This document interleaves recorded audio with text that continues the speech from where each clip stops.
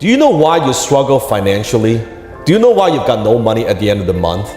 Because you have the habits of poor people. You see, rich people, we have very, very different habits compared to the poor and the middle class. Today I'm going to teach you what those habits are. We are what we repeatedly do. Human beings, we are creatures of habits. You notice that you kind of do the same thing, the same routine over and again and again and again. See, getting rich is not an act, it is a habit. So it is staying poor. It's also not an act, it's not something that just happens to you, it is a habit. So let me teach you the 3 best habits of rich people. The very first habit of rich people, and that is they count their money. Poor people don't count their money. They get a paycheck, they deposit the paycheck, they spend the money, they have no idea what the expenses are, they have no idea how the money flows. You notice, poor people, the JOB, they have a job and wait till maybe once a year when they file the tax return, the taxes that are owing, is how much you have to pay. They look at the numbers, they don't even look at the fucking numbers. They just, okay, all right, that's how much I need to pay, file tax return, and that's it. And look at it maybe once a year. Rich people, we don't do that. We look at our numbers regularly. We are financially literate. I'm not a numbers person, don't get me wrong, okay? I'm a concept guy, okay? I'm a big picture thinker. I'm a visionary. But I am very, very careful and I'm very aware with how my money is flowing. I look at my numbers. I log into my account every single day. I want to look at my cash flow. I want to look at how much cash reserve I have. I sit down with my accountant every single week, look at my financials every single week, looking at my financials across all my companies. How are they doing? Because what gets measured gets improved. So habit number 1, rich people, we count our money regularly. How often you count your money? How often you look at your bank account? Not bitching about it, but how often you look at your line of every single line of expense, all your revenue, where that comes from. Is it improving? What do you need to work on? What are those key performance indicators? Are you looking at those numbers? So that's habit number 1. Habit number 2 is they pay themselves first. Now you've heard of this before. Oh yeah, I know, Dan, I've heard of this before. You gotta pay yourself. Do you know actually what that means? Paying yourself doesn't mean buy yourself a fucking car. It doesn't mean taking that vacation. It doesn't mean that you go blow money on entertainment. Oh yeah, I'm paying money myself. No, that's paying everybody else. When you're buying the car, you're paying the automotive company. When you're buying a house, you are paying the bank. When you are traveling, you are paying the traveling agency, you're paying the hotels, you're paying the flight company, the airplane company.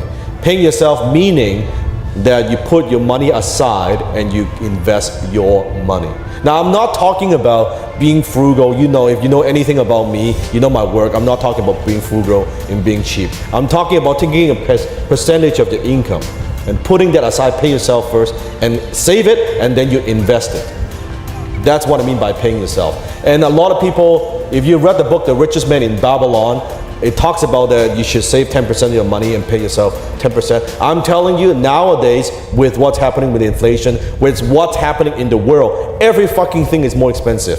If you want to get rich, paying yourself 10% is way not enough. You should, at the very minimum, I don't care where you are, start off with 10%. I don't care if you're making $30,000 a year, you pay yourself 10% of that.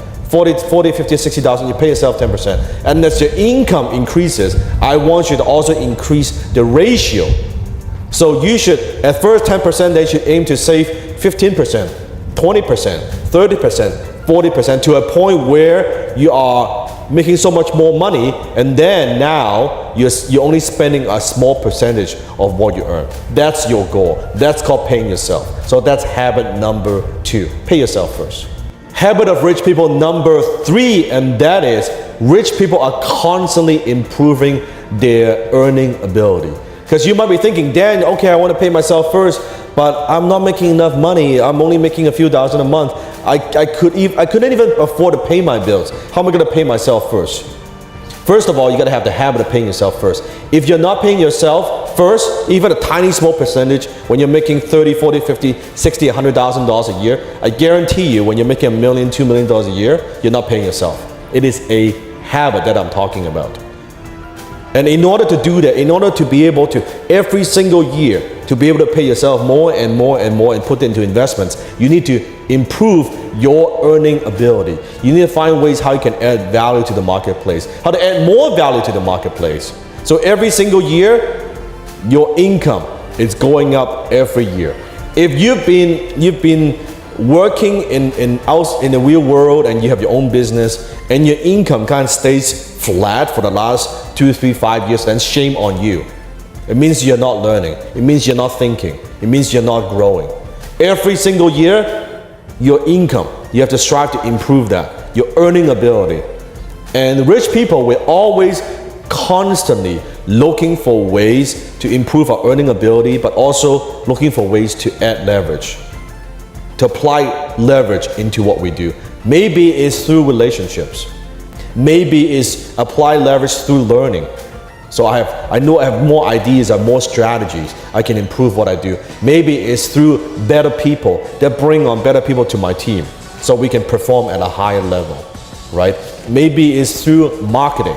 How can I get my message out there? How can I have people know what I have to offer? We're always constantly looking for leverage. So those are the habits, the 3 best habits of rich people. Understand this. I'm going to leave you with a quote. You do not decide your future.